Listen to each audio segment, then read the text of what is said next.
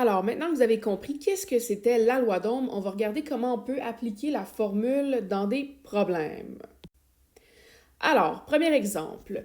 Quelle est l'intensité du courant électrique qui traverse une ampoule dont la résistance est de 8 ohms et la tension électrique est de 32 volts? Donc ici, quelques informations importantes. On cherche l'intensité du courant, ça va être notre inconnu. On a la valeur de la résistance qui est 8 ohms et on a la tension électrique qui est de 32 volts. Donc, dans les problèmes de la loi d'Ohm, ça va toujours être le même principe. Sur les trois variables, U, R et I, vous allez en avoir deux et il vous faudra trouver la troisième. Donc, ici, on va écrire notre formule URI. U est égal à R fois I.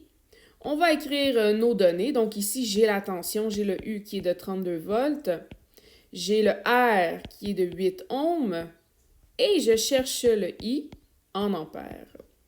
Ensuite, on remplace les chiffres dans la formule. Donc, 32 est égal à 8 fois I. Pour isoler le I, je vais tout simplement diviser par 8 de chaque côté, ce qui va me donner une réponse de 4. Alors, le courant électrique qui traverse cette ampoule-ci, c'est 4 ampères et c'est votre réponse finale. C'est pas plus compliqué que ça. Allons-y avec un deuxième exemple. Un ordinateur a une résistance totale de 48 ohms s'il est traversé par un courant de 2,3 ampères. Quelle est sa tension électrique? Alors encore une fois, on va aller surligner nos informations importantes. J'ai la valeur de la résistance de l'ordinateur, j'ai l'intensité du courant électrique qui traverse mon ordinateur et je cherche la tension électrique. Alors, première étape, on écrit notre formule. U est égal à R fois I. Deuxième étape, on écrit nos données. Donc, je cherche le U, je cherche la tension. J'ai la valeur de la résistance qui est de 48 ohms et j'ai aussi l'intensité du courant qui est de 2,3 ampères. Troisième étape, je vais aller remplacer les chiffres dans ma formule. Donc, U est égal à 48 fois 2,3. Et je calcule tout simplement sur ma calculatrice 48 fois 2,3, ce qui me donne 110,4. Donc, la tension électrique aux bornes de cet ordinateur-là sera de 110,4 volts. Dernier exemple, ici, il n'y a pas vraiment de phrase, il n'y a pas de texte à proprement dit, mais on a un schéma avec un circuit électrique dans lequel on a une résistance.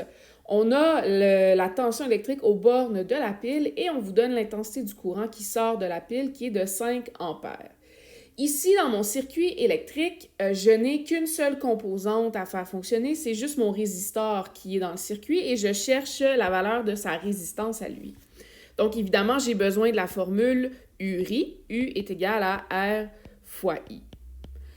Comme je n'ai que la résistance dans mon circuit électrique, je peux conclure que le 15 volts d'énergie que mes charges électriques ont en sortant de la pile va être dépensé à un seul endroit, c'est-à-dire dans la résistance. Donc, la tension aux bornes de la résistance va aussi être de 15 volts. Donc, j'ai mon U qui est 15 volts. Ensuite, le courant électrique qui sort de ma pile, c'est 5 ampères. Comme ici, il n'y a pas d'intersection, c'est un circuit en série, il n'y a pas d'autre chemin possible, bien, les 5 ampères vont nécessairement traverser ma résistance. Donc, j'ai aussi la valeur de I. C'est quoi le courant qui passe dans la résistance, dans le résistor? Ça va être 5 ampères. Et je cherche la valeur en ohms de la résistance. Donc, troisième étape, je remplace les chiffres dans ma formule. 15 est égal à R fois 5. Pour isoler le R, je vais diviser par 5 de chaque côté, ce qui va me donner une valeur de 3. Et donc, la valeur de ma résistance va être de 3 ohms.